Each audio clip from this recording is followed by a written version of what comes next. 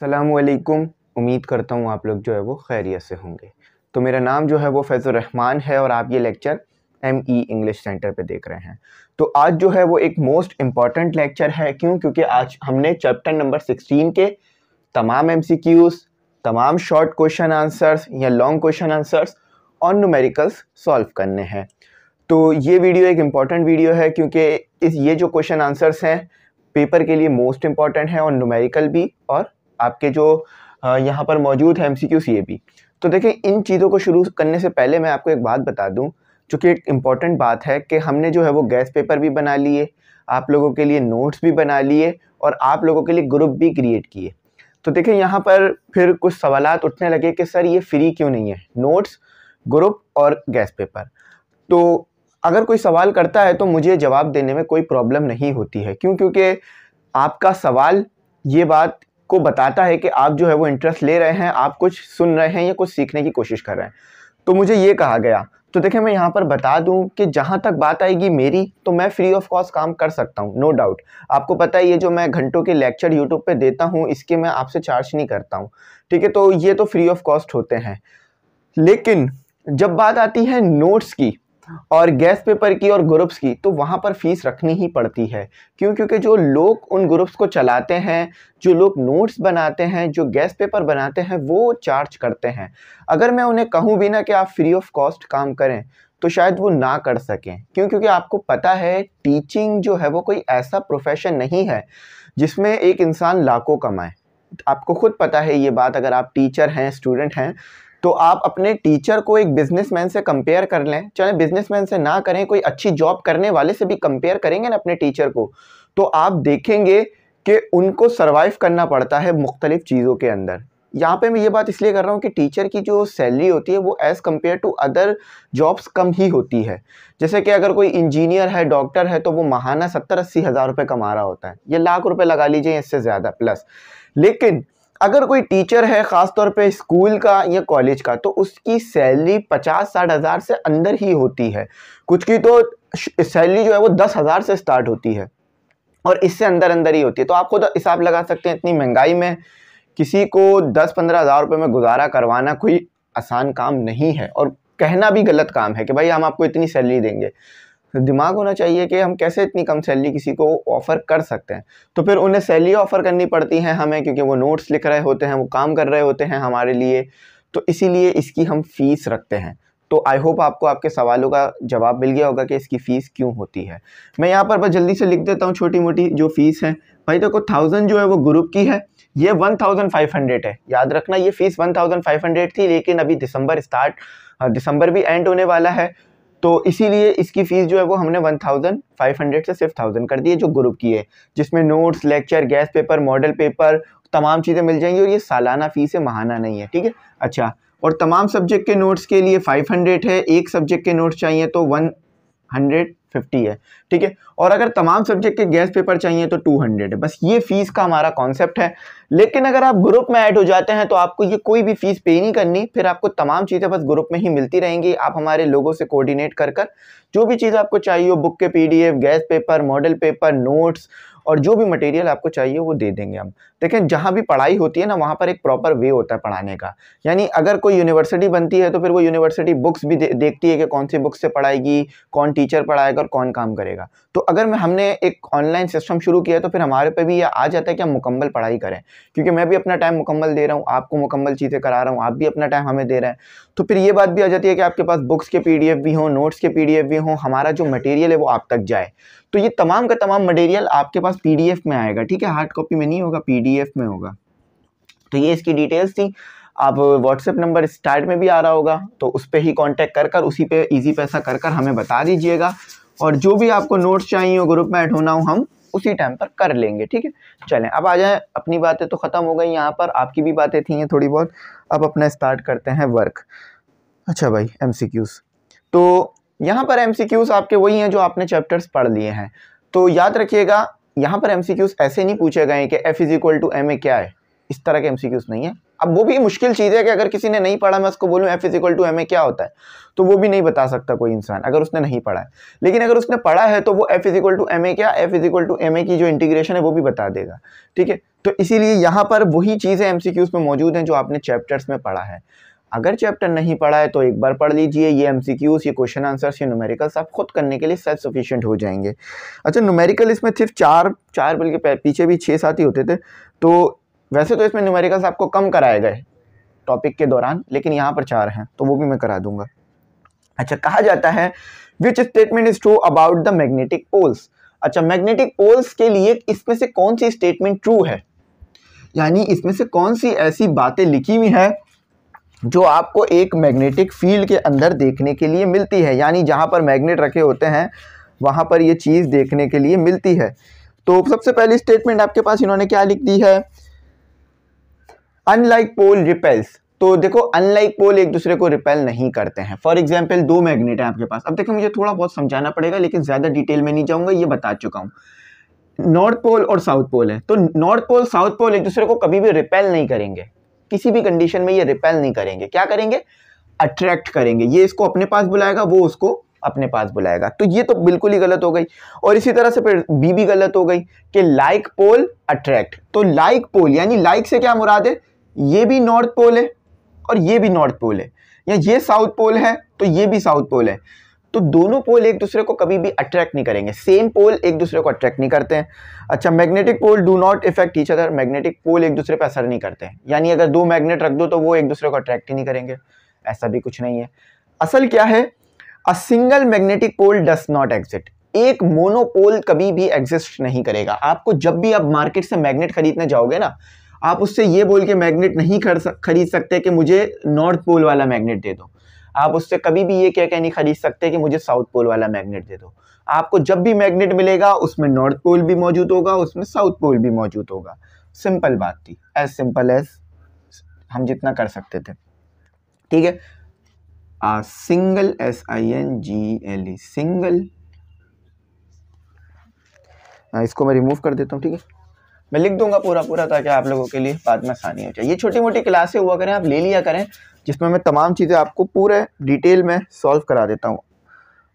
A single magnetic pole, pole POL pole DOES does, यहाँ लिख लेते हैं, डज नॉट एग्जिस्ट। एग्जिस्ट मतलब ऐसा कोई भी मैग्नेट नहीं है जिसमें सिर्फ साउथ पोल हो, और ऐसा कोई भी नहीं है जिसमें सिर्फ नॉर्थ पोल हो। जब भी मैग्नेट होगा दोनों पोल्स एक साथ ही आपको मिल जाएंगे। अच्छा, what is the direction of magnetic field lines inside a bar magnet. अच्छा देखो भाई, आपके पास एक बार मैग्नेट है, यहाँ पर जो भी बात होगी मैग्नेट से रिलेटेड ही होगी। तो ये आपके पास एक बार मैग्नेट है। बार यानी आपने कहा है ना, चॉकलेट बार, डेयरी मिल्क की बार आती है, चॉकलेट बार लिखा हुआ होता है, कैरेमल बार। तो बार मतलब वो सीधी सी प्लेट टाइप चीज, ठीक है। तो अंदर मैग्नेटिक, ये मैग्नेटिक बार के अंदर जो हमारे पास डायरेक्शन होती है मैग्नेटिक फील्ड की, वो क्या है। देखो, आउटवर्ड तो मैंने आपको बहुत बार बताया, आउटवर्ड तो मैंने आपको बहुत बार बताया था, क्या थी, नॉर्थ से साउथ की तरफ थी, है ना। आउटवर्ड बहुत बार मैंने आपको बताया। इनवर्ड क्या है, तो देखो इनवर्ड जो है ना, अंदर मैग्नेट के अंदर अगर आप मैग्नेटिक फील्ड की डायरेक्शन देखोगे ना, वो साउथ से नॉर्थ होगी, याद रखिएगा। आउटवर्ड यानी बाहर से देखोगे तो वो क्या होगी, नॉर्थ से साउथ होगी। इनवर्ड देखोगे तो वो क्या होगी, साउथ से नॉर्थ होगी। तो बस यहां पर वही बात बतानी है, फ्रॉम नॉर्थ टू साउथ नहीं भाई, हाँ बल्कि यही सही है शायद, नहीं ये नहीं है, फ्रॉम साउथ टू नॉर्थ, हाँ ये सही है, साउथ से नॉर्थ की तरफ। देखो टू जहां पर आ जाए ना, मतलब फॉर एग्जाम्पल अगर मैं ये लिखा हुआ ना इस्लामाबाद टू कराची, तो इसका क्या मतलब है कि मैं इस्लामाबाद से कराची की तरफ जा रहा हूं, यानी जिसके साथ टू लिखा होता है ना उधर की तरफ जा रहा हूं। तो टू जो है वो नॉर्थ की तरफ लिखा हुआ है, तो यानी साउथ से, फ्रॉम साउथ से नॉर्थ की तरफ जा रहे हैं। ये याद रखिएगा, ये बेसिक आपके पास जो है वो ग्रामर के रूल हैं, ठीक है। तो आपका सही जो है आंसर है वो B, from south to north, from SOU। Chapter पढ़ लेंगे ना तो इंशाल्लाह ये आप खुद भी सोल्व कर लेंगे बगैर वीडियो की हेल्प के। लेकिन फिर भी अगर आपको कहीं डाउट हो जाए कि ये मैंने सही किया है या नहीं किया, तो आपकी मदद के लिए मैंने ये वीडियोस क्रिएट कर देता हूँ, तो आप इससे देख लिया करें ताकि आप लोगों को और अच्छा डाउट क्लियर हो जाए आपका। अच्छा, the presence of a magnetic field can be detected bye, अच्छा आप मैग्नेटिक फील्ड को कैसे डिटेक्ट कर सकते हो? The presence of a magnetic field can be detected by a stationary positive charge, stationary negative charge, magnetic compass.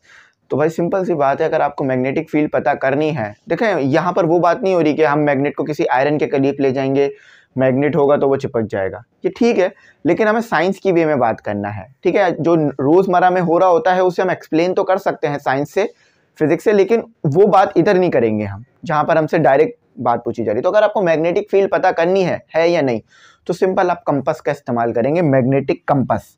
आपने फिल्मों में देखा होगा कि अक्सर हीरो जब रास्ता भटक जाता है तो वो अपने आप को एफिशिएंट शो करता है और कंपास की हेल्प लेता है रास्ता पता करने के लिए। अक्सर यहाँ खजाने वजाने ढूंढे जाते हैं, जिस फिल्म में ट्रेजर हंटिंग फिल्म जो होती है उसमें, ठीक है।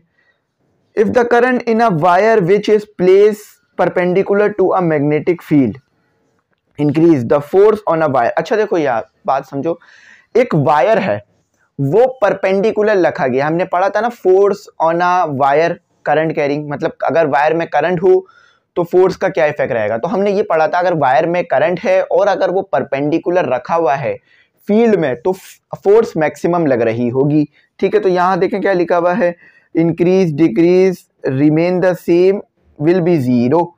तो आपका यहाँ पर क्या जवाब बनता है, इंक्रीज डिक्रीज या विल बी जीरो?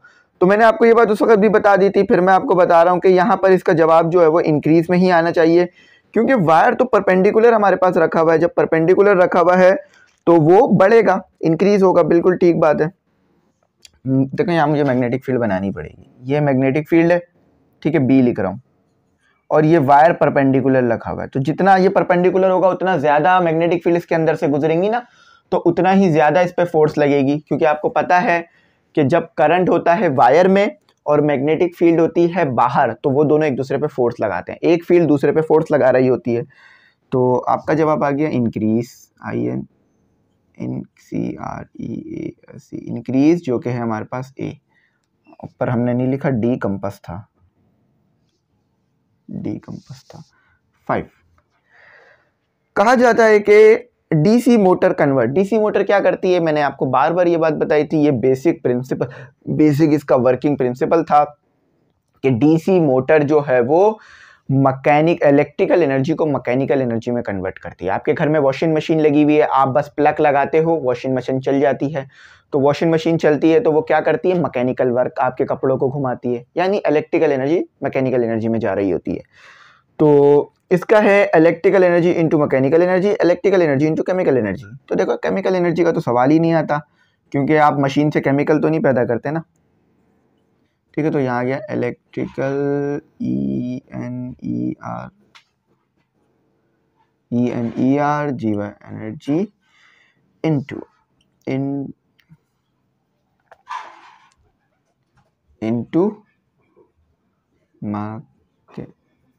आज स्पेलिंग्स में बहुत मिस्टेक हो रही है, जब मेरा सर में दर्द होता है ना तो यही होता है, मैकेनिकल ENER ये हो गया हमारे पास, हमारा क्या है, ये सी आ गया, ठीक है। थोड़ा सा टिल हो गया ये, लेकिन अगले को ना बेहतर लिखेंगे। तो 6 में आ जाते हैं, 6 है हमारा, which part of a DC motor reverse the direction of current through the coil every half cycle. तो कौन सा जो पार्ट है मोटर का वो करंट को रिवर्स करता है, मैंने ये बात बताई थी कि मोटर में करंट हर साइकिल के बाद रिवर्स होता है, तो वो आपके पास जो काम करता है, आपको अमेचर तो पढ़ाया नहीं गया है, द स्लिप रिंग तो पढ़ाई नहीं गई है, आपको बस 2 ही चीज़ें पढ़ाई गई हैं, एक पढ़ाया गया था आपको कम्यूटेटर, एक पढ़ाई गई थी आपको बुशेस, ठीक है। तो देखो कम्यूटेटर ये काम करता है हमारे पास, कम्यूटेटर लगाने का मतलब ये होता है कि करंट की डायरेक्शन को रिवर्स किया जाए।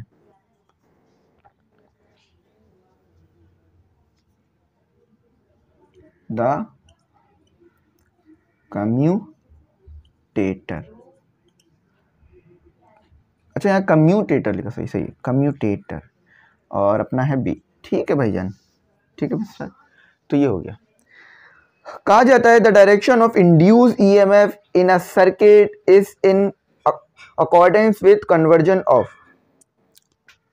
तो देखो हमने लेंस लॉ पढ़ा था, ये थोड़ा सा ना हार्ड है एमसीक्यू से, मैं समझ लो इस बुक का सबसे हार्ड एमसीक्यू इसी को कहूँगा। इन्होंने इसमें आपको हिंट नहीं दी। तो जो आपकी डायरेक्शन थी इंड्यूस करंट की सर्किट में, वो कौन से लॉ के मदद से आप पता कर रहे थे, मतलब कौन सा लॉ उससे रिसेम्बलेंस रख रहा था। देखो सर्किट के अंदर जब इंड्यूस करंट पैदा हो रहा होता है तो यानी क्या होता है कि एक एनर्जी दूसरी फॉर्म ऑफ एनर्जी में कन्वर्ट हो रही होती है ना। मैकेनिकल एनर्जी मैग्नेटिक एनर्जी आपके पास इलेक्ट्रिकल एनर्जी में कन्वर्ट हो रही होती है, ठीक है। तो ये कौन सा कॉन्सेप्ट देता है, ये चीज हमें कौन सा लॉ देता है, law of conservation of energy. Law of conservation of mass आपका यहाँ पे नहीं है कोई हिसाब किताब। Law of conservation of energy वो क्या कहती है, law of conservation of energy, कि कोई भी एनर्जी दूसरी फॉर्म ऑफ एनर्जी में कन्वर्ट हो सकती है। तो यहाँ पर क्या हो रहा होता है, इंड्यूस करंट की जो इंड्यूस करंट पैदा हो रहा होता है उस सिचुएशन में कि आपकी जो मैग्नेटिक एनर्जी होती है वो इलेक्ट्रिकल एनर्जी में जा रही होती है, ठीक है। बेसिकली मैकेनिकल वर्क करा के ये काम हो रहा होता है, लेकिन उसमें मैग्नेटिक एनर्जी कह रहे होते हैं। तो law of conservation of ENERGY energy. देखिए जब मैं आपको पढ़ाता हूँ ना तो दिल से पढ़ाता हूँ, मुझे ऐसा नहीं लगता कि यार बस जल्द से जल्द ख़त्म कर दूँ, जल्द से जल्द लेक्चर को कम से कम शॉर्ट रखूँ। क्यों? क्योंकि मुझे पता है कि अगर मैं उतना इल्म आप तक नहीं पहुँचाऊँगा जितना मुझे पहुँचाना है तो ये आपके साथ इंसाफ नहीं होगा, आपको बात समझ नहीं आएगी कभी भी। तो मैं अपनी पूरी कोशिश करता हूँ, जितना टाइम मैं खड़ा रह सकता हूँ, जितना टाइम मैं एडिटिंग चीज़ों में लगा सकता हूँ मैं लगा देता हूँ, ठीक है। तो आप लोग बस यही है कि सपोर्ट करा करें, इस चैनल को सब्सक्राइब कर लिया करें, ठीक है। आजकल मैंने सब्सक्राइब बोलना कम कर दिया है तो आप लोग कर दिया करें। अच्छा ये सीधा सीधा सवाल है, द स्टेप अप ट्रांसफार्मर क्या करता है, इंक्रीज करता है वोल्टेज को। अच्छा अगर ऐसा लिखा हुआ आ जाए ना step up transformer what is doing, मतलब वो क्या कर रहा होता है प्राइमरी कॉइल में। तो देखिए प्राइमरी कॉइल में वो इंक्रीज नहीं कर रहा होता वोल्टेज। प्राइमरी कॉइल में वोल्टेज वो मतलब प्राइमरी कॉइल में जो वोल्टेज आ रहा होता है वो आ रहा होता है कम। प्राइमरी वो पूछ लेना भाई आपके पास एक स्टेप अप ट्रांसफार्मर है, उसका प्राइमरी कॉइल में वोल्टेज ज़्यादा होगा या कम, तो आपको बताना है प्राइमरी कॉइल में वोल्टेज कम होगा, सेकेंडरी कॉइल में उसने इंक्रीज कर दिया होगा। तो इस चीज़ का ध्यान रखना, ये थोड़ा सा घुमा कर आ सकता है MCQs. Increase the input current, increase the input voltage. अब देखो यहाँ उसने इनपुट का है, इनपुट को वो नहीं बढ़ाता, इनपुट तो वो कम ही होता है उसके पास। Has more turn in the primary coil, has less turn in the secondary coil. तो देखो इसमें आपको लग रहा होगा कि इनपुट करंट बढ़ा रहा होगा, क्योंकि बढ़ाने का लफ्ज़ इस्तेमाल हुआ है तो आप इन दोनों में से एक को तो टिक करेंगे ही करेंगे, लेकिन ये दोनों ही जवाब गलत है, ए और बी। इसका जो सही है ना वो ये है has more turn in the has less turn in the secondary coil. अच्छा यहाँ सी और डी भी एक जैसे मिलते जुलते हैं। स्टेप अप की बात कर रहे हैं, has more turn in a primary coil, has less turn in the secondary coil. तो प्राइमरी और सेकेंडरी कॉइल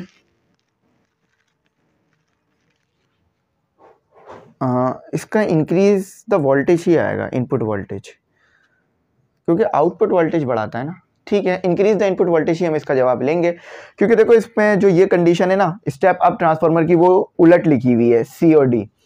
सी में अगर ये लिखा हुआ होता ना has less turn in the primary coil तो फिर ये सही हो जाता, या अगर डी में ये लिखा होता ना has more turn in the secondary coil तो ये ठीक होता, लेकिन ये दोनों गलत हैं। आपको पता है स्टेप अप ट्रांसफार्मर में प्राइमरी कॉइल में टर्न कम होते हैं, सेकेंडरी कॉइल में टर्न ज़्यादा होते हैं, जब भी तो उसका वोल्टेज बढ़ता है, वरना वो ना बढ़ेगा। और करंट का तो जिक्र नहीं करते हम इसमें, वोल्टेज का, तो वोल्टेज ही इंक्रीज करता है। हम बी के साथ जाएंगे, हम लिखेंगे इंक्रीज। मैं समझा इसे इंक्रीज नहीं होगा, क्यों? क्योंकि नीचे टर्न्स भी दिए हुए थे तो वो टर्न्स वाला तो वैसे ही गलत हो गया था, तो यही सही है इसका, ठीक है। इंक्रीज द इनपुट, इंक्रीज कर देता है इनपुट वोल्टेज को, VOLTAG वोल्टेज, ठीक है। वैसे ये सही है, गलत नहीं है। 9 की तरफ मूव कर जाते हैं, चलो ये 9 ही है इसमें। The turn ratio of transformer in is 10, it mean. अच्छा ये कह रहे हैं टर्न रेशियो जो है वो ट्रांसफार्मर का वो है 10, तो इट मीन। अच्छा इन्होंने ये नहीं कहा कि सेकेंडरी कॉइल में 10 टन है या प्राइमरी कॉइल में 10 टन है, तो हम जो है वो सेकेंडरी कॉइल के 10 टन को कंसीडर कर लेते हैं, ठीक है। तो NP = 10 NS, ठीक है, ये इसका जवाब होगा। और वोल्टेज की टर्म में भी दिया हुआ है, तो वोल्टेज की टर्म को भी कंसीडर करते हैं। हाँ ठीक है, तो Vs is equal to 10 Vp कर लेते हैं। ठीक है, इसका जवाब है Vs इज इक्वल टू, देखो ये फॉर्मूले को सेट करा के बताया गया है इधर। अब इसको मुझे ना बड़ा डिटेल में लिखना पड़ेगा इस एक इक्वेशन को समझाने के लिए। इसमें ये कह रहे हैं कि ये ट्रांसफार्मर किस तरह का होगा। तो देखो ये ट्रांसफार्मर जो है ना वो आपके पास स्टेप अप होगा, क्यों? क्योंकि देखो स्टेप डाउन होगा, बल्कि क्यों? क्योंकि प्राइमरी कॉइल में वोल्टेज, वो प्राइमरी कॉइल में टर्न ज़्यादा है, सेकेंडरी कॉइल में टर्न कम है, तो इससे क्या हो रहा होगा? वोल्टेज डिक्रीज हो रहा होगा। और यह वैसे भी रेशो पूछा गया है, तो रेशो पूछा गया है Vs अपॉन Vp, जो हमने फॉर्मूला पढ़ा था ना Vs upon Vp Ns upon Np, तो उसका ये फॉर्मूला यहाँ लगा है, मैं लिख देता हूँ Vs अपॉन Vp और Ns अपॉन Np। अब टर्न आपको दिए में 10, ठीक है, इसको मिटा देता हूँ और उसको समझा देता हूँ।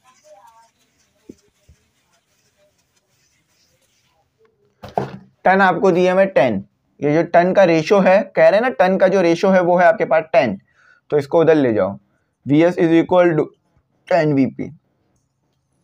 देखो ये चीज ड्राइव हो गई, ठीक है। फिर देख लो इन्होंने कहा हुआ है the turns ratio of transformer is, जो टर्न्स का रेशो है ट्रांसफार्मर में वो ये है, यानी इन दोनों का रेशो इक्वल है 10 के बराबर, ठीक है। कोई भी नंबर होंगे तो उसमें रेशो निकला होगा, तो ये इसका हमारे पास जवाब था। अब आ जाए आप क्वेश्चन आंसर्स की तरफ निकल चलते हैं।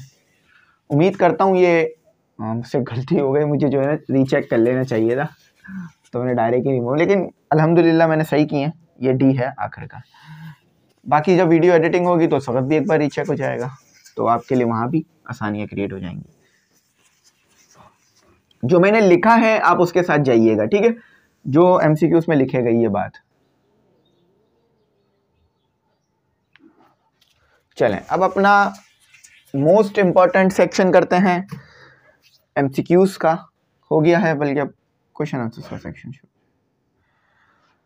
अल्लाह, तो चलें स्टार्ट करते हैं। क्वेश्चंस 14 हैं आपके पास, तो उम्मीद करता हूँ ये हम अच्छी तरीके से इसको सॉल्व करेंगे। तो मैं बड़ा बड़ा ना वर्डिंग बना के लिखूंगा यहाँ पर। क्वेश्चन नंबर 1 की तरफ मूव कर चले हैं हम।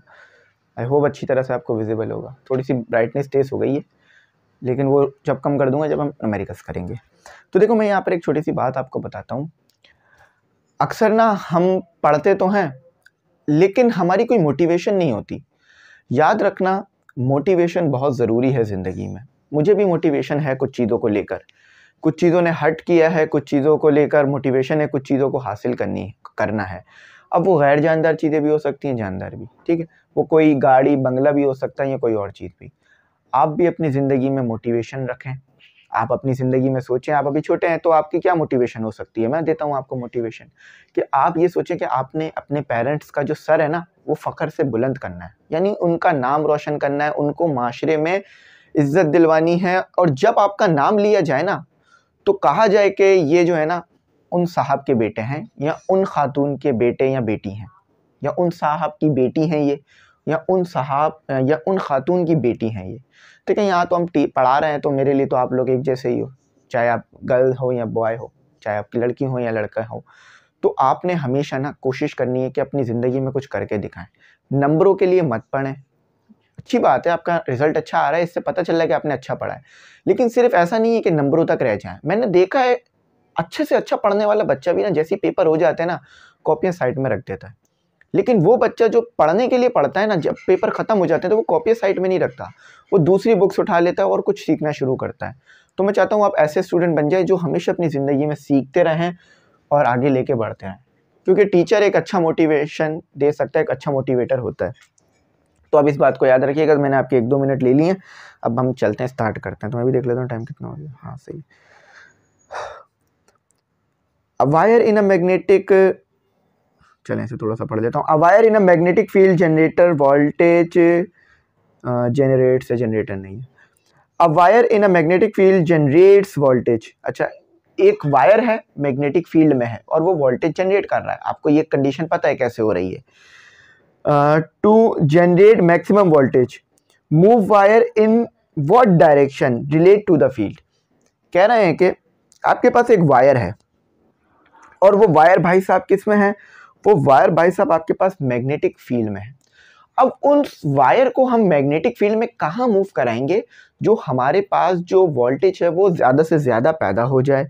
ठीक है, कह रहे हैं ना, ये लिखा हुआ है द मैक्सिमम वोल्टेज पैदा करना है, जनरेट मैक्सिमम वोल्टेज। तो क्या होगा, तो देखो परपेंडिकुलर रखो आप कंडक्टर को तो आपके पास मैक्सिमम पैदा होगा। कंडक्टर को परपेंडिकुलर रखो लेकिन वेक्टर एरिया पैरेलल होना चाहिए। देखो यहाँ दो कंडीशनें होती हैं, एक आपके पास ये मैग्नेटिक फील्ड में ये वायर आ गया, ठीक है। अब वायर आपसे कोई कहे ना कि वेक्टर एरिया क्या होना चाहिए, तो वेक्टर एरिया तो पैरेलल होना चाहिए, वेक्टर एरिया आपके पास पैरेलल होना चाहिए, लेकिन वायर परपेंडिकुलर होना चाहिए। देखो ये वेक्टर एरिया पैरेलल है ना, कोई एंगल नहीं बन रहा, यहाँ भी कोई एंगल नहीं बन रहा, ठीक है। वायर के रिस्पेक्ट से नहीं बोल रहा हूँ मैं, मैग्नेटिक फील्ड के रिस्पेक्ट से बोल रहा हूँ। दोनों डायरेक्शन में मैग्नेटिक फील्ड सेम ही आ रही है, तो वेक्टर एरिया परपेंडिकुलर होना चाहिए मैग्नेटिक फील्ड में और वायर खुद परपेंडिकुलर होना चाहिए मैग्नेटिक फील्ड में। बस ये सिंपल सी बात है। The conductor, wire and magnetic field should be perpendicular, तो दोनों एक दूसरे के परपेंडिकुलर होंगे, यानी कंडक्टर और वायर, तो ज्यादा से ज्यादा फ्लक्स पैदा होगा, मैग्नेटिक फ्लक्स, तो ज्यादा से ज्यादा ऑब्वियसली बात है करंट आप जनरेट कर पाओगे या वोल्टेज जनरेट कर पाओगे। सिंपल था क्वेश्चन नंबर 1। तो क्वेश्चन नंबर 2 की तरफ आ जाता है। मैं थोड़ा सा ना साइड में हो जाता हूँ क्योंकि पता है मुझे एडिटिंग के टाइम पे ना मुझे कहा जाता है कि थोड़ी प्रॉब्लम हो रही होती है, आप इस तरफ आ जाते हैं। आप थोड़ा ना इस तरफ रहा करें इस हिस्से के अंदर, ताकि जब बच्चों को हम वो लगा के दें ना स्लाइड्स, तो उनके लिए आसानियाँ हो जाएँ। तो देखिए यहाँ तक हम लोग आपके लिए सोचते हैं कि जितना हो सके आपको आसानियाँ पैदा करके दें, ताकि आप अच्छे से अच्छा पढ़ सकें, अच्छे से अच्छी इल्म को सीख सकें। खुद भी कोशिश करते रहा करें, आप खुद भी कोशिश करेंगे तो अच्छा सीखेंगे इंशाल्लाह। टीचर का इंशाल्लाह आपके लिए दुआ होती है। अच्छा, can a transformer operate on direct current, तो भाई चलो बहुत अच्छी बात है, एक डायरेक्ट करंट पे ऑपरेट कर सकते हैं ट्रांसफार्मर। तो नहीं, डायरेक्ट करंट पे ये ऑपरेट नहीं कर पाएगा। क्यों? क्योंकि करंट अल्टरनेट चाहिए होता है, AC DC AC करंट चाहिए होता है, हर साइकिल चेंज हो जाए। Transformer work according to the Faraday law of electromagnetic induction,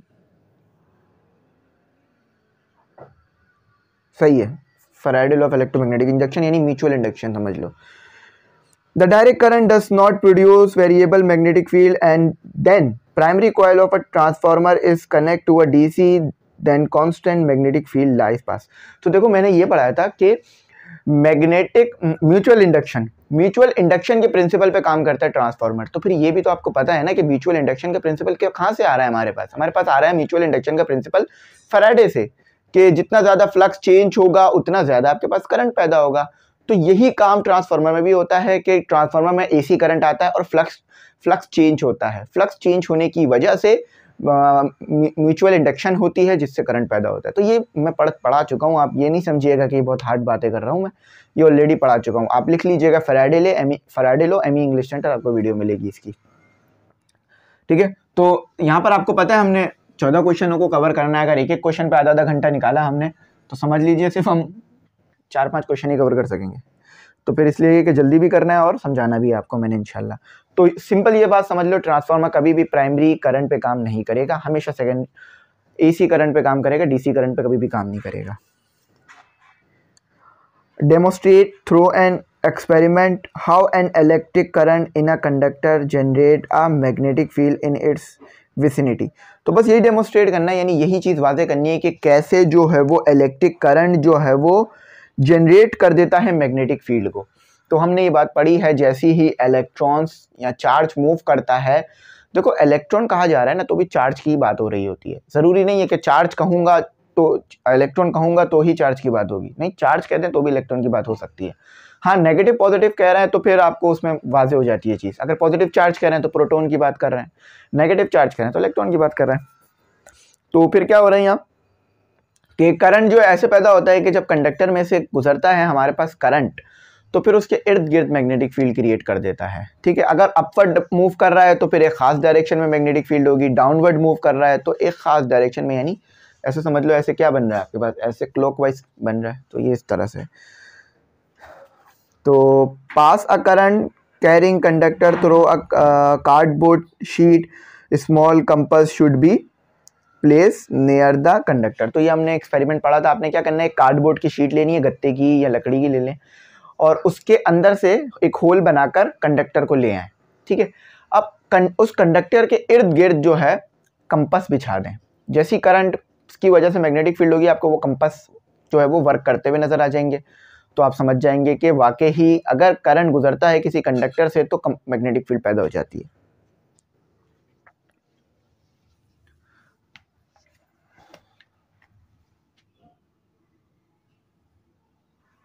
चलें क्वेश्चन नंबर 4 आ जाए।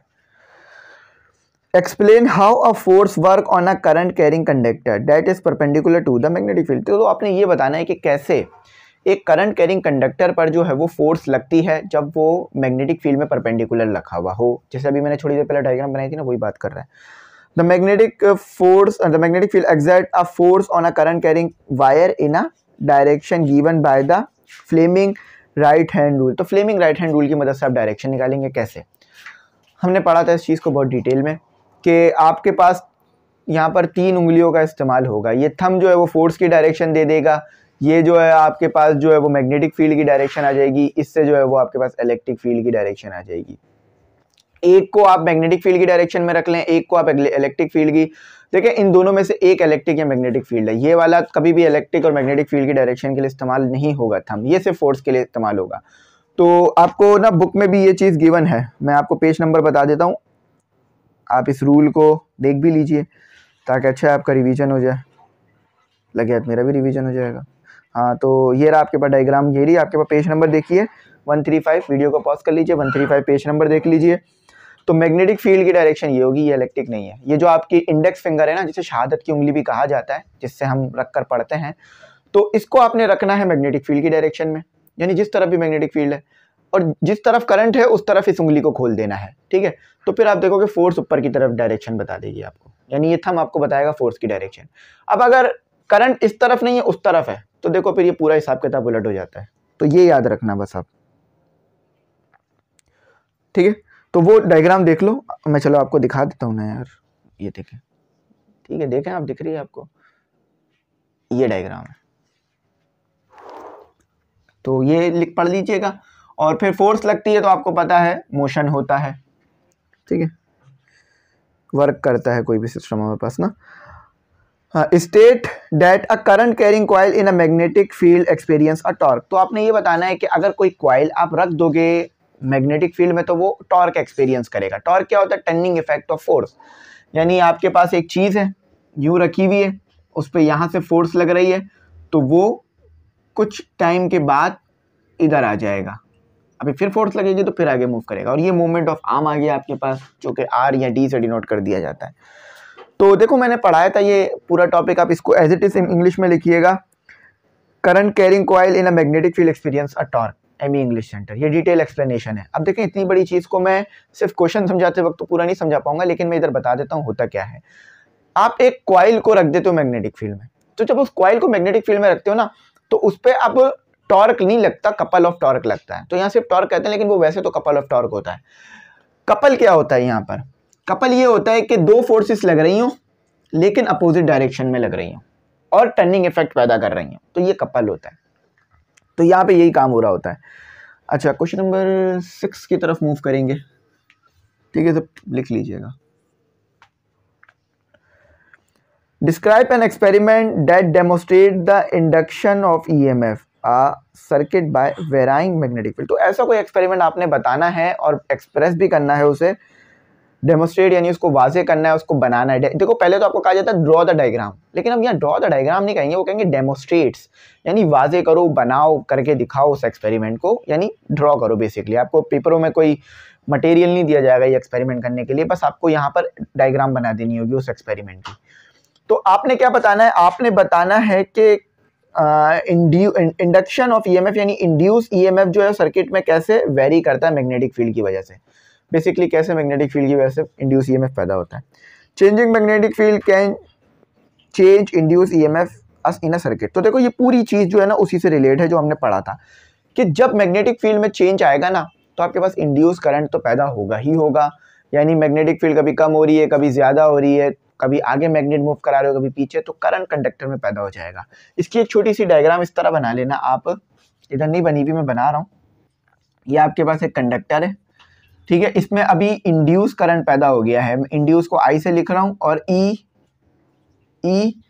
एम एफ, इसमें इंड्यूस ईएमएफ पैदा हो गया। ये मैग्नेट है, ठीक है, ये नॉर्थ पोल है, ये इसका साउथ पोल है। तो जब आप नॉर्थ पोल को करीब ला रहे हो और दूर लेके जा रहे हो तो इसमें क्या पैदा हो रहा है, करंट या वोल्टेज पैदा हो रहा है।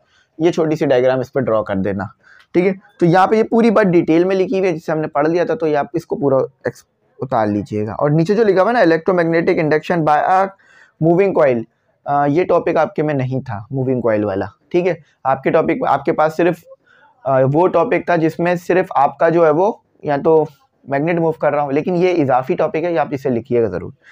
थोड़ा बड़ा सवाल है इसका जवाब। तो देखें इसमें लॉन्ग शॉर्ट दोनों मौजूद हैं। यहाँ पर आपको सेक्शन बी में कभी भी ये नहीं कहा जाता कि ये शॉर्ट क्वेश्चन हैं, ये भी नहीं कहा जाता कि ये लॉन्ग क्वेश्चन हैं, ये मिक्स होते हैं, शॉर्ट लॉन्ग दोनों होते हैं। तो जितनी बात की जाएगी उतना आपको जवाब देना होगा। अगर आपसे आपका नाम पूछा जाएगा तो आप अपना नाम बताओगे, अगर आपसे आपके फादर का नाम पूछा जाएगा तो आप अपने फादर का नाम बताओगे ना। तो यहाँ बिल्कुल सेम चीज़ हो रही है। Give some examples of what would increase और decrease strength of an induce EMF. तो आपने कुछ एग्जांपल्स बतानी है कि कैसे इंड्यूस ईएमएफ कम और ज़्यादा किया जा सकता है। तो हमने ये बात पढ़ी थी कि अगर आप नंबर ऑफ टर्न बढ़ाओगे कॉइल में तो इंड्यूस ईएमएफ बढ़ जाएगा, अगर आप मोशन ज़्यादा कराओगे कॉइल की तो इंड्यूस ईएमएफ बढ़ जाएगा, अगर आप कम टाइम में ज़्यादा मोशन करोगे तो इंड्यूस ईएमएफ बढ़ जाएगा, अगर आप जो है वो एंगुलर वेलोसिटी बढ़ा दोगे तो इंड्यूस ईएमएफ पड़ जाएगा। तो ये 6 के 6 इसके लिखे हुए हमने इसे पढ़ा था, आप ये लिख लीजिएगा, ठीक है। इंड्यूस ईएमएफ के लिए एक पढ़ भी देता हूँ। The induce EMF is directly proportional to turn. मैंने बोला जितने ज़्यादा टर्न होंगे कॉइल में उतना ज़्यादा करंट जनरेट होगा, ये याद रखना। Explain what the direction of an induce EMF oppose the charge causing it and relate this phenomena to conservation of energy. तो कंजर्वेशन ऑफ एनर्जी से जब हम रिलेट करते हैं ना, ये मैग्नेटिक फील्ड की वजह से इलेक्ट्रिक करंट का पैदा होना, तो फिर ये law of conservation of energy में चले जाते हैं हम लेकर इस चीज़ को। तो यहाँ पर ये बात लिखी हुई है, याद रखना, जब भी आपके पास ये नॉर्थ मैग्नेट करीब लाओगे ना तो करंट जो है वो आपके पास पॉजिटिव डायरेक्शन में आएगा, और मैग्नेटिक फील्ड वो जो कि मैग्नेट की वजह से है, मैग्नेटिक फील्ड वो जो कि करंट पैदा हुआ है कॉइल में उसकी वजह से पैदा हुई है, वो दोनों एक दूसरे को अपोज करेंगी और एक डेल्टा बी आपके पास मैग्नेटिक फील्ड जो है वो पैदा हो जाएगी। एक डेल्टा बी मैग्नेटिक फील्ड आपके पास पैदा होगी, याद रखिएगा ये, ठीक है। अब इसी तरह नीचे भी लिखा हुआ है बिलो इलस्ट्रेशन, यानी ये जो हमने वाजे की है, show that if magnetic field B is increase the induce magnetic field will oppose in a figure. तो जब याद रखिएगा, जब भी मैग्नेटिक फील्ड जो है वो पैदा होगी इंड्यूस करंट की वजह से, जो ओरिजिनल मैग्नेटिक फील्ड है वो उसको अपोज करेगी। तो ये हम पढ़ चुके हैं, इसे लिख लीजिएगा। 8 क्वेश्चंस हो गए। अब देख सकते हैं हमें 8 क्वेश्चंस करने के अंदर भी काफ़ी टाइम लग गया, अभी हमारे और भी क्वेश्चंस रिमेनिंग है। तो मैंने थोड़ा जल्दी जल्दी भी आपको कराना है ताकि आपका टाइम भी सेफ हो और आपको आंसर्स भी मिल जाएं जल्द से जल्द ना। अच्छा, अभी इसको तो ऐड भी करके अपलोड भी करना होगा। Explain how an AC generator work in its most simple form. तो ये मोस्ट सिंपल फॉर्म है एसी जनरेटर की। तो बेसिकली क्या होता है, यहाँ पढ़ देता हूँ। An AC generator is an electrical generator that convert mechanical energy into electrical energy. देखो ये सिंपल काम है कि मैग्नेटिक आपके पास जो है वो मैग्नेट्स होते हैं, permanent magnet, north pole south pole, या साउथ पोल नॉर्थ पोल कर लो। तो नॉर्थ से साउथ की तरफ मैग्नेटिक फील्ड होती है, उसके बीच में कॉइल रखी हुई होती है, आप उस कॉइल को घुमाते हो एक्सटर्नल मैकेनिकल वर्क करके, यानी पीछे से वर्क करते हो, यानी आप कोई भी फॉसिल फ्यूल या कोई भी फ्यूल जलाते हो तो फिर ये जनरेटर, ये कॉइल घूमता है। जब ये कॉइल मैग्नेटिक फील्ड में घूमता है, अब ये उलट घूमता है मोटर के कंपेयर में, ये घूमता है क्लॉकवाइज, एंटी क्लॉकवाइज। तो एंटी क्लॉकवाइज ये कॉइल घूमता है, याद रखना जनरेटर में कॉइल एंटी क्लॉकवाइज घूमता है, मोटर में क्लॉकवाइज घूम जाता है। तो फिर क्या होता है, इसमें करंट जनरेट कर देता है ये, क्योंकि हमने पढ़ा है जब भी आप कोई चीज़ मैग्नेटिक फील्ड में मोशन कराओगे, यानी जब भी आप किसी कंडक्टर का मैग्नेटिक फील्ड में मोशन कराओगे तो करंट पैदा हो जाएगा Faraday law of electromagnetic induction की वजह से। जैसे न्यूटन का लॉ याद है, ये भी याद रखिएगा।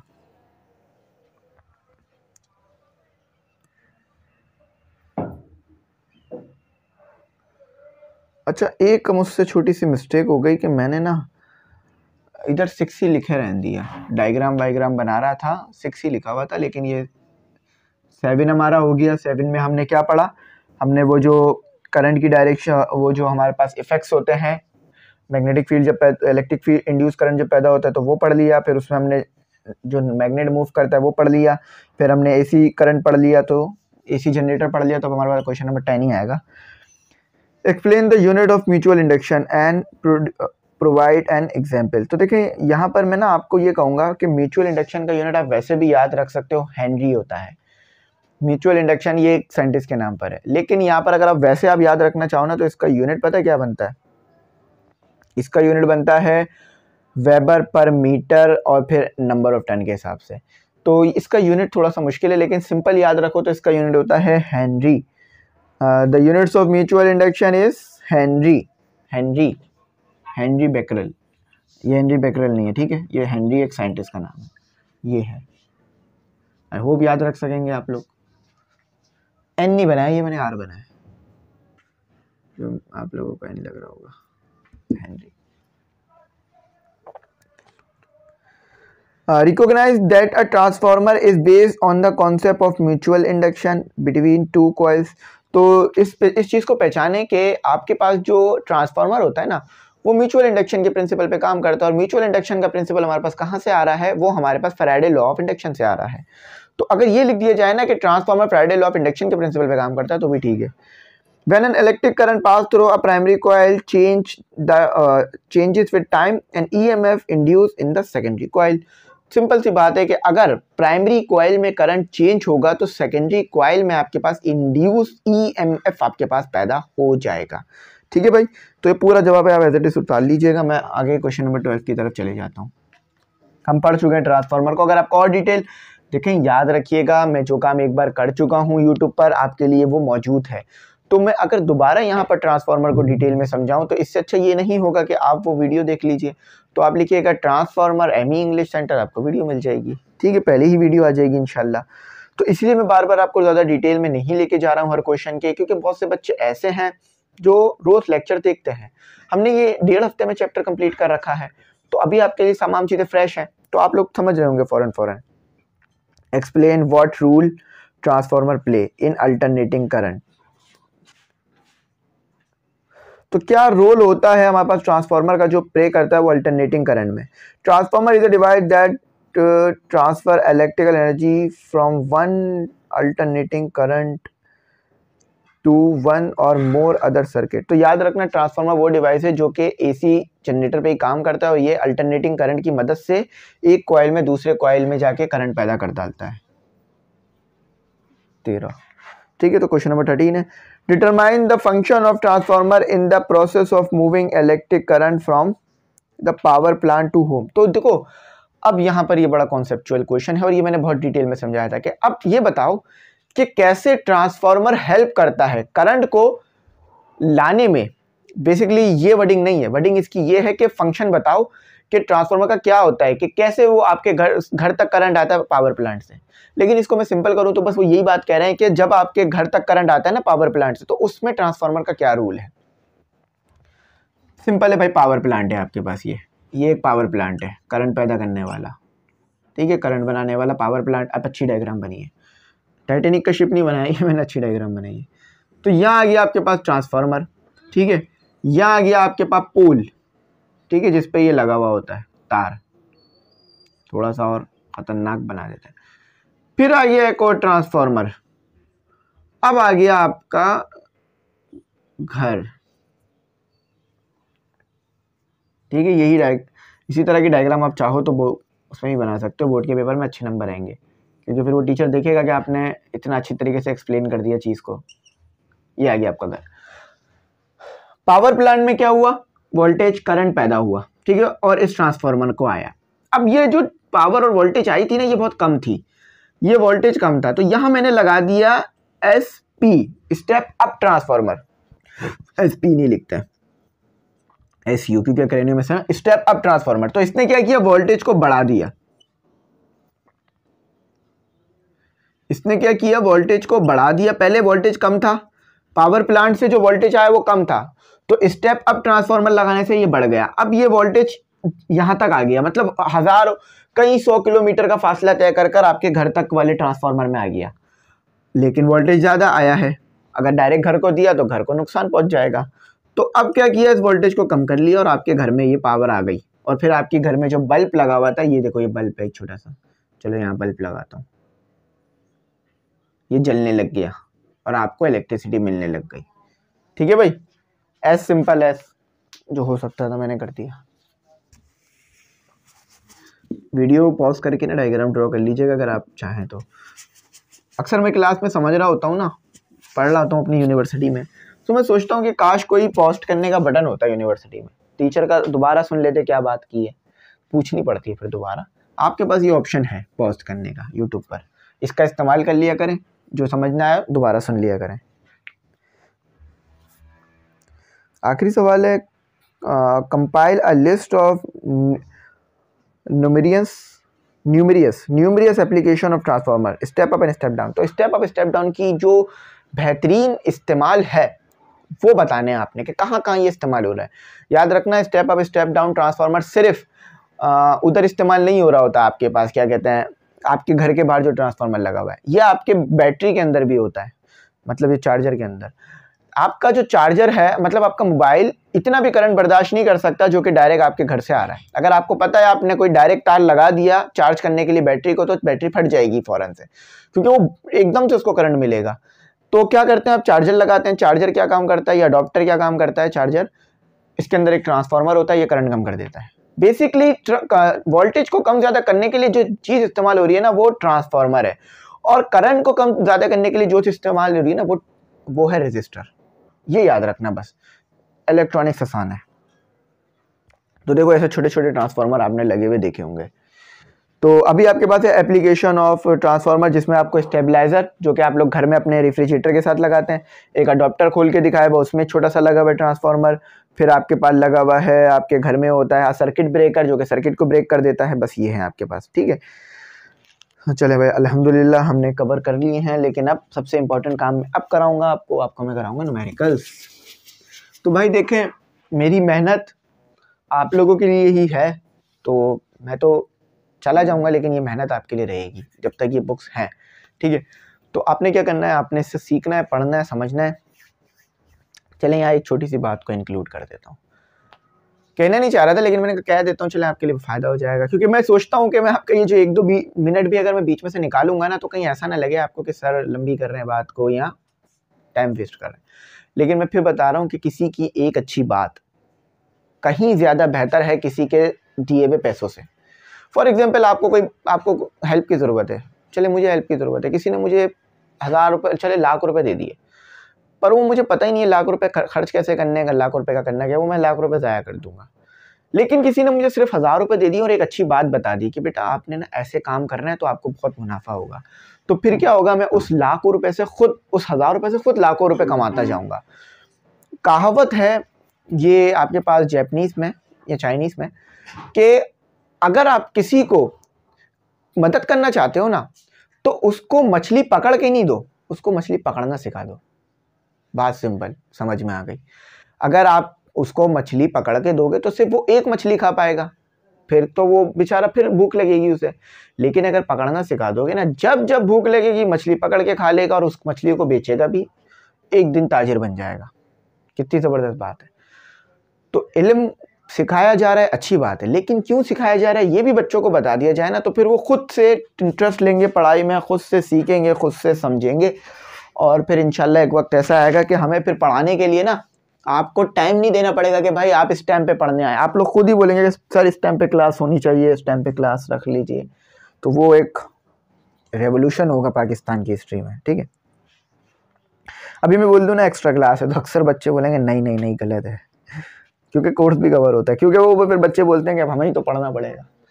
तो सही बात है, मैं इस बात को समझता हूँ कि पढ़ाते वक्त और पढ़ते वक्त ज़्यादा जो एनर्जी जा रही होती है वो बच्चों की है, क्योंकि उन्हें फिर समझना पड़ रहा होता है हर चीज़ ना।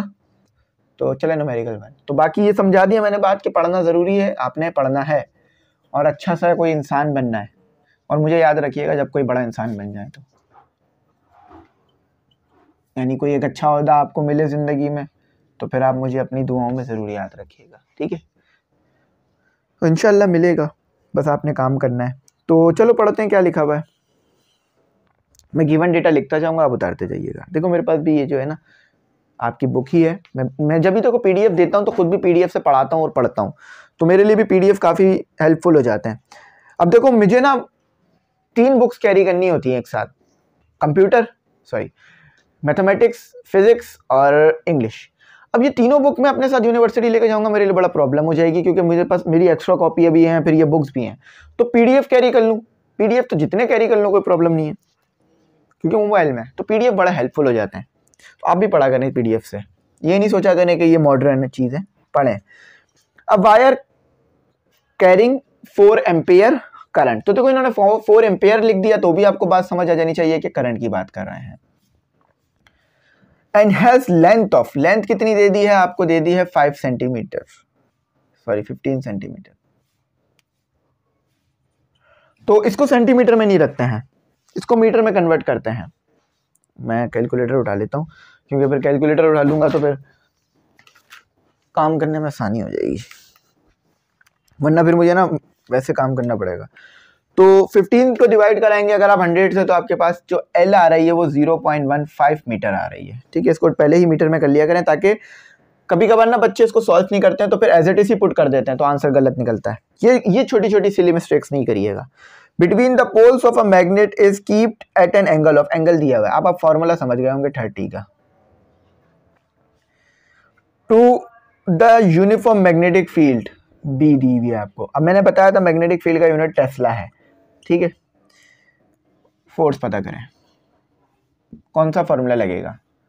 मैंने बहुत बार इस फॉर्मूले को पढ़ाया आपको, सिंपल है ये, बहुत कोई मुश्किल नहीं है। F is equal to q v, q नहीं आएगा, ILB sine theta.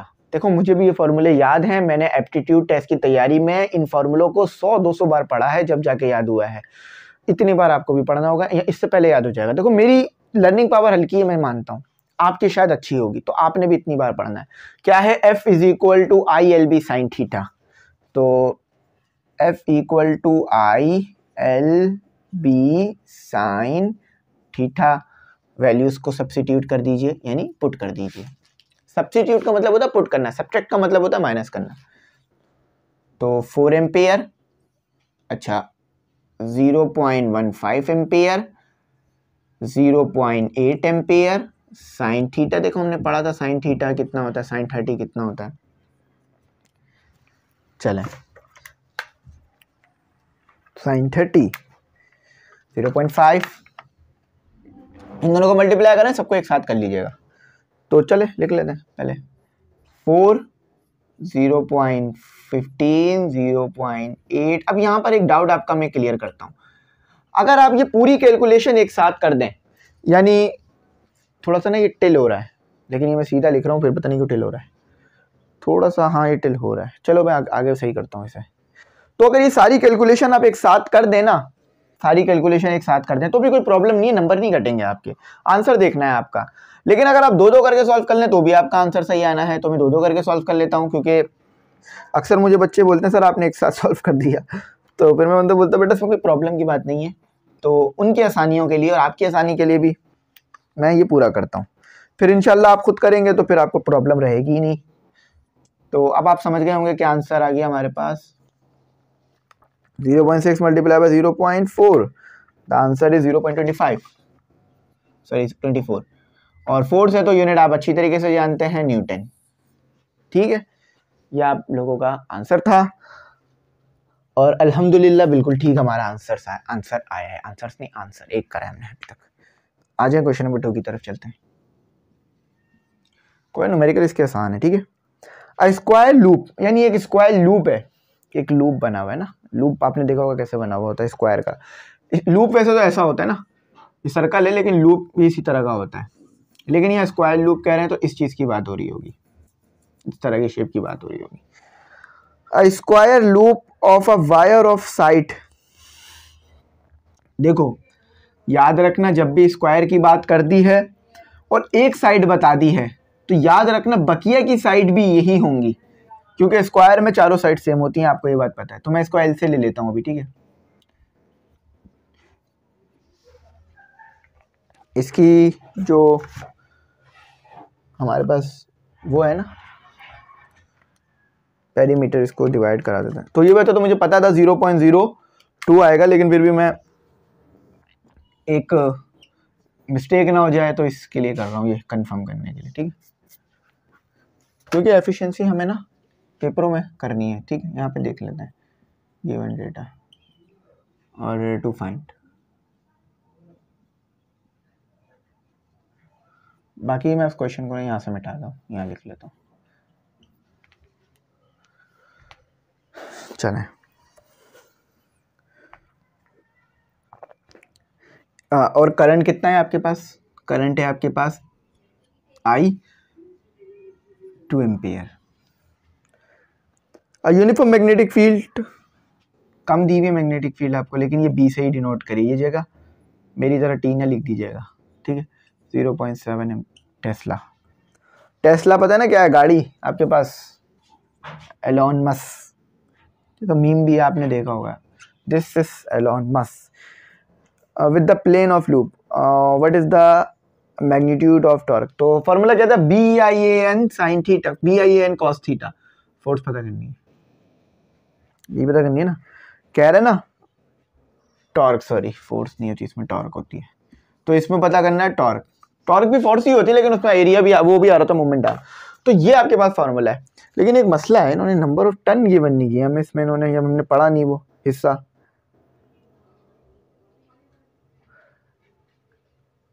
With the plane of loop, अच्छा इन्होंने इसमें हमें क्या गिवन नहीं किया? टन। तो टन्स को हमने जो है वो निकालना पड़ेगा कि टन क्या है। तो हम उसमें देखो, इन्होंने कहा स्क्वायर लूप है, स्क्वायर लूप है, तो स्क्वायर लूप में मैं 1 टन कंसीडर कर लेता हूं।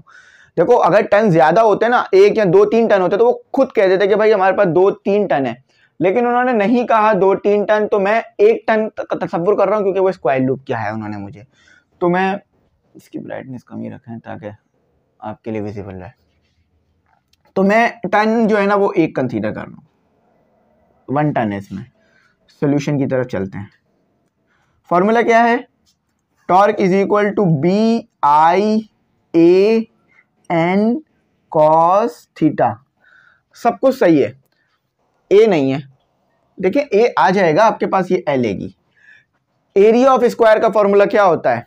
लेंथ मल्टीप्लाई बाय लेंथ का स्क्वायर, है ना। तो एरिया ऑफ स्क्वायर निकालते हैं, ARE, एरिया। देखें जो भी आपने मैथ में पढ़ा वो यहाँ अप्लाई होगा, area of square, SQUARE square. तो एरिया ऑफ स्क्वायर क्या होता है आपके पास? लेंथ का स्क्वायर ऐसे लिख लो, या फिर L मल्टीप्लाई बाय L लिख लो। तो मैं लेंथ का स्क्वायर ही लिख देता हूँ ताकि आपके लिए आसान हो जाए। तो 0.02 का स्क्वायर, ये आ गया आपके पास एरिया ऑफ स्क्वायर।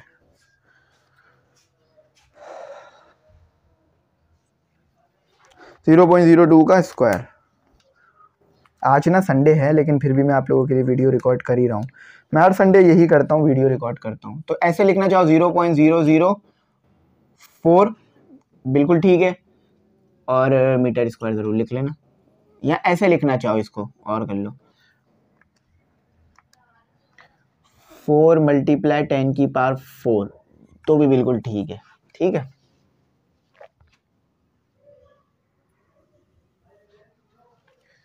थोड़ा सा ना इस तरफ हो गया, इसको सही कर लेते हैं। अब सही है, बेहतर है। तो फॉर्मूला में चीज़ें पुट करते हैं। फॉर्मूला हमारे पास ये रहा, तो यहाँ आ जाएगा, अल्लाह करे आ जाए, वरना फिर मुश्किल हो जाएगी। तो मैग्नेटिक फील्ड 0.7, करंट 2, और एरिया 0.004 या 4 मल्टीप्लाई 10 की पावर -4, देखें जब भी साइंटिफिक नोटेशन में लिखा जाता है, और n 1, और फिर cos थीटा नीचे करके लिख रहा हूँ 30, ठीक है। अब सॉल्व करते हैं। तो पहले इन तीनों को सॉल्व कर ले, इन चारों को सॉल्व कर लेते हैं, ऊपर जो जितनी भी चीज़ें। 0.5 multiply by 2 multiply 4 exponent -4 multiply by 1, the answer is 5.6 multiply 10 की पावर -4, 5.6 मल्टीप्लाई 10 की पावर -4। और अब आ जाता है cos 30 पर। cos 30 आपके पास आता है 0.86, 0.86, ठीक है। तो यहाँ मेरे पास ये इसका आंसर आ गया। अब इन दोनों का आपस में मल्टीप्लाई कराते हैं। 5.6 exponent -4 multiply 0.86, the answer is 4.8 multiply 10 की पावर -4 न्यूटन पर मीटर। टॉर्क का यूनिट, सॉरी न्यूटन मीटर पर नहीं आता, यहाँ तुमसे भी गलती हो गई। तो यहाँ पर न्यूटन मीटर पर आ गया, तो फिर तो वो कुछ और ही चीज़ आ जाएगी। न्यूटन मीटर इसका आंसर तो बिल्कुल ठीक आया है, अल्हम्दुलिल्लाह बिल्कुल ठीक आया है। तो सही हमारा आंसर आपके सामने मैंने लिख दिया पूरा का पूरा इसका सोल्यूशन, इसको उतारिएगा। और यही आंसर आपके पास बुक में भी गिवन है। तो अब आ जाते हैं क्वेश्चन नंबर 3 की तरफ, जो कि हमारा है क्वेश्चन नंबर 3। मैं इधर से पेज हटवा दूंगा क्या। A transformer is needed to convert transformer को ज़रूरत है कि वो कन्वर्ट करे main 220 volt simple into 12 volt. यानी ये ट्रांसफार्मर किसका है, इसका जवाब दो। ये ट्रांसफार्मर किस चीज़ का है? ये ट्रांसफार्मर आपके पास एक उसका है, चार्जर का ट्रांसफार्मर ही 220 वोल्ट जो है वो कन्वर्ट करता है 12 वोल्ट में, याद रखिएगा।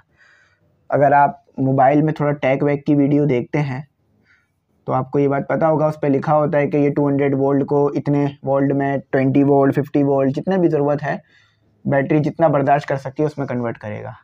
ये रकम हमारा silver play button.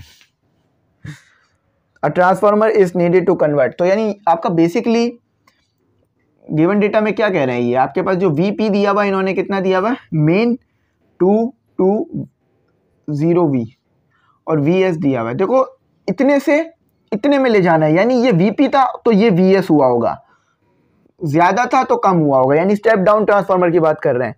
If there are, तो ये टन भी आपको इन्होंने दिए होंगे प्राइमरी कॉइल के, और लिखा हुआ भी है ऑन प्राइमरी कॉइल। मैं एक बार फिर एक्सप्लेन करता हूँ यहाँ हुआ क्या है। TU, देखो टन्स का कोई यूनिट नहीं होता, तो ये लिखोगे आप उसके आगे। देखो यहाँ पर आपके पास इतना वोल्टेज था, इतने में लाना है, तो VP में इतना आ रहा होगा तो इतने में लाओगे ना। अगर VS में इतना आ रहा होता तो इतने में ले जाते, लेकिन VP में इतना आ रहा है, अपने इतने में ले जाना है।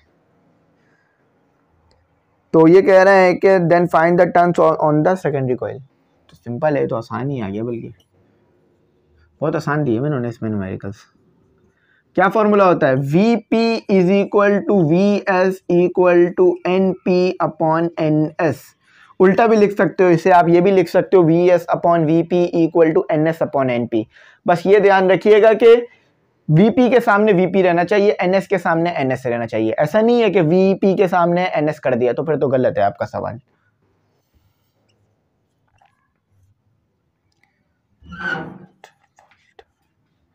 सेट करा देता हूँ, या पहले डायरेक्ट कर लेते हैं। चलें सेट करा देता हूँ फॉर्मूले को, ताकि आसान हो जाए।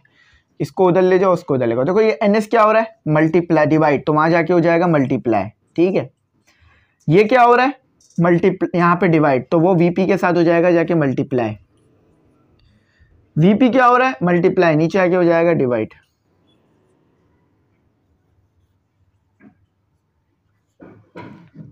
NP आपके पास 200, VS आपके पास 12, VP आपके पास 220, and your answer is here. Direct कर लीजिए, मैं भी डायरेक्ट कर लेता हूँ। 220 1 more 0 12 डिवाइडेड बाय 220।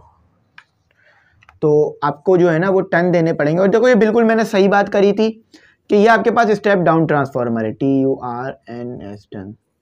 ये मैंने बिल्कुल सही बात करी थी। क्यों? क्योंकि देखो VP में टन कितने ज्यादा थे और VS में टन कितने कम है, यानी ये स्टेप डाउन ट्रांसफार्मर था जब ही इस तरह का काम इसने करा। अगर ये स्टेप डाउन नहीं होता तो फिर कभी भी इतना वोल्टेज इतने में नहीं जा पाता। अगर ये टर्न ज्यादा आ जाते ना तो इसका मतलब था ये वोल्टेज गलत दिया हुआ, ये स्टेप अप ट्रांसफार्मर है। स्क्रीनशॉट ले लीजिएगा अगर आप लोग चाहें तो, मैं ग्रुप में भी शेयर कर दूंगा, ठीक है इंशाल्लाह।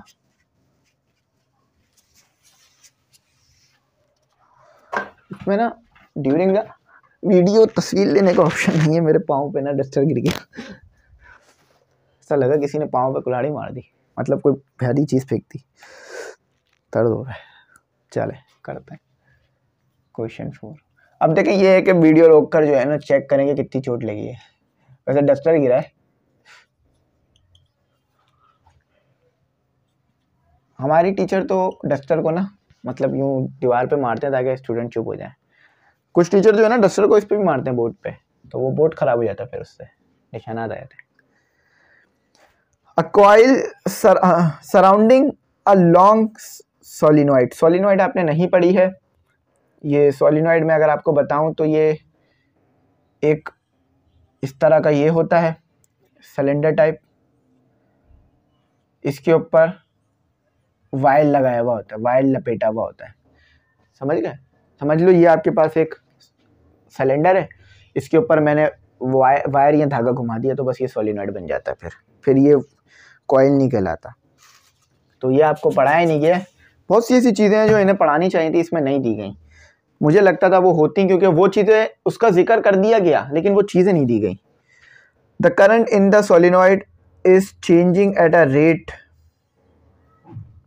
तो जब भी रेट की बात आएगी आपको जो है वो यहाँ पर चार्ज, वैसे तो चार्ज नहीं है ये, तो मैं इसे आर से ही डिनोट करता हूँ अभी।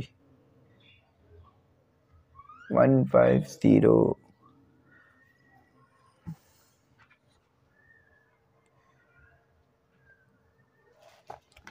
आर से नहीं लिखते हैं इसे।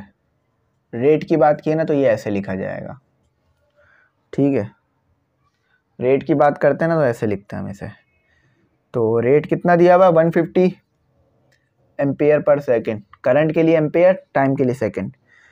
And the mutual induction of the coil is, तो म्यूचुअल इंडक्शन कितना है कॉइल में, वो इतना है, और ये कांस्टेंट होता है, आपको याद रखिएगा। इसका यूनिट होता है हेनरी। तो हेनरी को पूरा नहीं लिखते हैं, एच से लिख रहे होते हैं जैसे कि तमाम। तो determine the EMF induce in the secondary coil, determine the EMF induce in the surrounding coil. तो ईएमएफ ही लिख देता हूँ इसमें,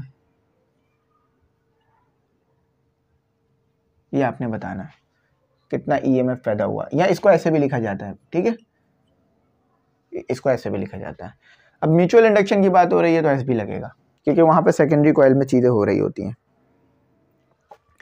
फॉर्मूला देखें, ये फॉर्मूला बना है सेट कराकर। किसको सेट कराया गया होगा मैं बताता हूँ।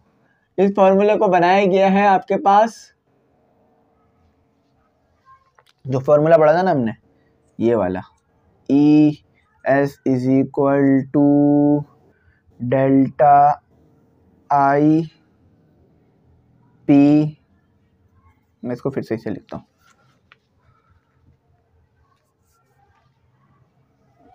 ये जो है ना वो फाई वाले फॉर्मूले को सेट करा के बनाया गया है।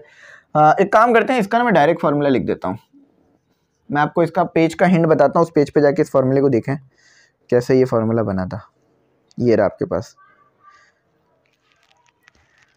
पेज नंबर 146, देखें उसके ऊपर ये फार्मूला गिवन है आपको, ठीक है। आपको बेसिकली म्यूचुअल इंडक्शन का फार्मूला क्या गिवन किया गया था, ये फार्मूला गिवन किया था ना, E S equal to minus M. तो फॉर सॉल्व करते वक्त इस माइनस को लगाने की जरूरत नहीं है, ये लेंस लॉ की वजह से आया है। ये फार्मूला था ना आपके पास, ये फार्मूला था, और आपको निकालना क्या है, आपको ये निकालना है, ठीक है। तो इसको बस इस्तेमाल कर लो, सिंपल। कितना है आपके पास 5.5 मल्टीप्लाई 10 की पावर -5। म्यूचुअल इंडक्शन का फार्मूला है, याद रखिएगा। मैंने ये आपके पास वो म्यूचुअल इंडक्शन का फार्मूला है, याद रखिएगा, ठीक है। और ये म्यूचुअल इंडक्शन कांस्टेंट है उसका, फिर नीचे जा रहा है ये। अब थोड़ा इसको ऊपर ले आता है, -5। अच्छा, ये पूरा का पूरा आपको गिवन है, ये पूरी की पूरी वैल्यू आपको गिवन है। तो इस पूरी की पूरी वैल्यू की जगह पर आप ये पुट कर सकते हैं 150, ठीक है। आपको अलग अलग सॉल्व करने की जरूरत नहीं है, क्योंकि उन्होंने एक साथ ही गिवन कर दिया आपको। तो माइनस मैं लगा दूंगा अगर फॉर्मूले में लिखा होगा तो। 8.25 मल्टीप्लाई 10 की पावर -3 है, तो वोल्टेज ही, तो यूनिट आपके पास V आएगा इसका, वोल्टेज तो है तो यूनिट वी ही रहेगा हर कंडीशन में, ठीक है। तो बिल्कुल सही इसका हमारे पास आया है। माइनस इसमें मैंने यूं लगा रहा हूं क्योंकि ये लेंस लॉ के मुताबिक आता है। चलें अल्हम्दुलिल्लाह काम सक्सेसफुली जो है वो कंप्लीट हो गया है। अब आगे की तरफ हम जो है वो बढ़ेंगे और देखेंगे कि आगे हमने क्या करना है लेंस लॉ में। आगे तो बल्कि अब खत्म हो गया ना, तो ठीक है मैं साइड में जाता हूँ, तरह इसके स्क्रीनशॉट ले लीजिए, ठीक है। तो उम्मीद करता हूँ मेरी बात आपको समझ में आई होगी, ये जो मैंने कराया ये आपको समझ में आया होगा। लेकिन अगर फिर भी कुछ ना समझ में आया हो, कुछ रह गया हो या कुछ पूछना हो तो वो आप कमेंट सेक्शन का इस्तेमाल करके पूछ सकते हैं। आखिर में देखें मैं आपको बोलूँगा कि हमारे पास जो ग्रुप्स हैं उसमें आप ऐड हो जाइएगा, जो नोट्स हैं वो ले लीजिएगा, जो भी आपको डिफ़िकल्टीज़ हैं उन नोट्स से, उन गेस्ट पेपर से, उन मॉडल पेपर से आपकी दूर हो जाएगी इंशाल्लाह इंशाल्लाह। बाकी मैं अल्लाह ताला का शुक्र अदा करता हूँ कि अल्लाह ताला ने इतनी हिम्मत दी कि मैंने ये तमाम काम आप लोगों के लिए किया। मैं आगे अल्लाह ताला से दुआ करता हूँ कि अल्लाह ताला मुझे और हिम्मत दे, जो मैं ये घंटे लगाता हूँ ये और बढ़ सके। मतलब अगर मैं 5 घंटा काम कर रहा हूँ, 6 घंटा काम कर रहा हूँ, तो ये 8-9 घंटे हो जाए, ताकि मैं और ज़्यादा आप लोगों को पढ़ा सकूँ, और ज़्यादा सिखा सकूँ, और ज़्यादा समझा सकूँ। और फिर इंशाल्लाह आप ये चीज़ें सीख कर doctor, engineer, pilot, policeman, army officer, rangers officer और क्या कहते हैं आप अपना शिपमैन, आप जो है वो मर्चेंट नेवी, आप जो है वो मैनेजमेंट, मैनेजर, बैंकर, कुछ भी बनना चाहे बन जाए, जो कुछ भी आप बनना चाहते हैं बन जाए। ये तालीम ही आपको बनाएगी, ये तालीम ही आपको वहाँ तक लेके जाएगी, ये तालीम ही सीढ़ियाँ हैं आपके ख्वाबों को पूरा करने की, ठीक है। आपने कोई ऐसा बैंकर, कोई ऐसा मैनेजर देखा होगा जो पढ़ा लिखा ना हो, आपने कोई ऐसा डॉक्टर देखा होगा जो पढ़ा लिखा ना हो, या इंजीनियर, चलें सबको छोड़ें, कोई आपने ऐसा जो है वो अकाउंटेंट देखा होगा जो पढ़ा लिखा ना हो, नहीं ना। तो बस ये पढ़ाई ही है आप लोगों के लिए, इसको हासिल कीजिए ज़्यादा से ज़्यादा। थोड़ा सा नोट्स का बता देता हूँ, शुरू में बताया था फिर बता रहा हूँ। देखिए मैंने बता दिया था 501 तमाम सब्जेक्ट के नोट्स किए हैं, जिसमें ये जो नोट्स हैं आपको ये सोल्यूशन भी मिल जाएंगे जो मैंने यहाँ कराए हैं, ठीक है। बाकी ये है कि अगर आपको जो है वो गेस्ट पेपर चाहिए तो 200 है, तमाम सब्जेक्ट के मिल जाएंगे, 9, 10 बोथ। ग्रुप में ऐड हो जाएंगे, 1000 फीस है, जिसमें आने वाले वक्तों में तमाम चीज़ें आपके लिए वहाँ आती रहेंगी। थैंक्स फॉर वॉचिंग, अल्लाह हाफिज़। अपनी कीमती दुआओं में मुझे ज़रूर याद